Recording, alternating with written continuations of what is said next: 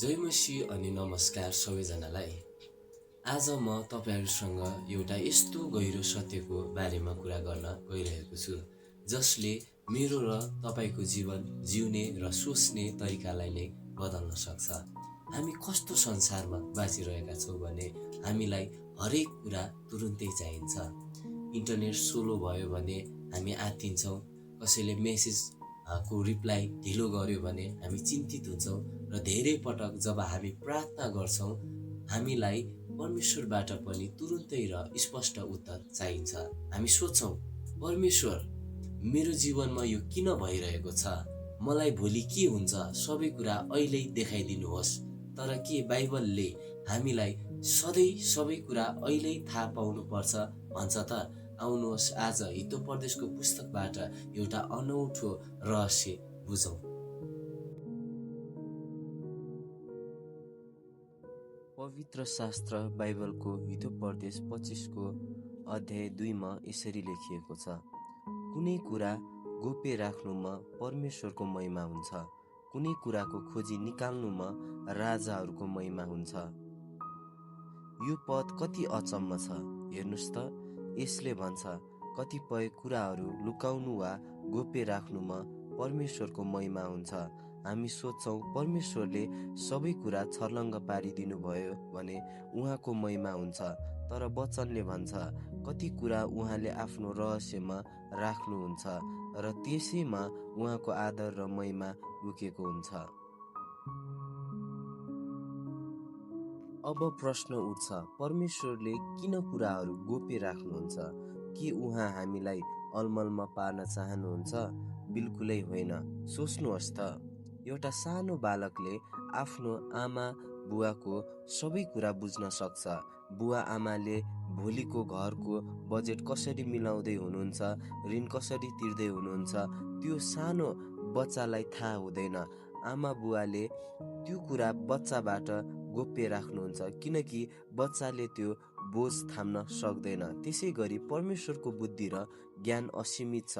उहाँले हाम्रो भूत, वर्तमान र भविष्य सबै एकैसाथ देख्नुहुन्छ। यदि उहाँले हाम्रो जीवनको पुरा नक्सा र आउने दिनका चुनौतीहरू आजै हाम्रो अगाडि खोलिदिनु भयो भने सायद हामी डर र चिन्ताले सिद्धिनेछौँ। उहाँले कति कुरा गोप्य राख्नुको मुख्य कारण दुईवटा छ। पहिलो, हाम्रो सुरक्षाको लागि उहाँले कतिपय कुराहरू सही समय नआउन्जेल लुकाएर राख्नुहुन्छ ताकि हामी सुरक्षित रहौँ। दोस्रो, हाम्रो विश्वास बढाउनको लागि। यदि हामीले भोलि के हुन्छ सबै कुरा आजै देख्यौँ भने हामीलाई परमेश्वरमाथि भरोसा गर्न आवश्यक नै पर्दैन। परमेश्वर हामीले उहाँको हात समातेर उहाँलाई विश्वास गर्दै हरेक दिन एक एक पाइला चालेको चाहनुहुन्छ।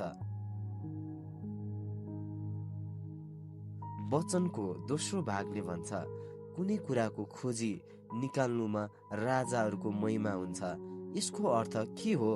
नयाँ नियममा भनिएको छ कि हामी यीशुद्वारा राजा र पुजारी बनाइएका छौँ। परमेश्वरले सत्यलाई कतै टाढा लुकाउनु भएको होइन, तर एउटा खजाना जस्तै लुकाउनु भएको हो। जसरी एउटा राजाले आफ्नो राज्यको हितको लागि गहिरो कुराहरूको खोजी गर्छ, त्यसरी हामीले पनि प्रार्थना, वचनको अध्ययन र पवित्र आत्माको सहायताद्वारा परमेश्वरका गहिरा योजनाहरूलाई खोज्नुपर्छ। जब हामी प्रार्थनामा समय बिताउँछौँ, परमेश्वरले आफ्नो सही समयमा ती गोप्य कुराहरू हामीमाथि प्रकट गर्न थाल्नुहुन्छ। खोज्नुमा नै हाम्रो महिमा छ, किनकि यसले हामीलाई परमेश्वरको नजिक लैजान्छ।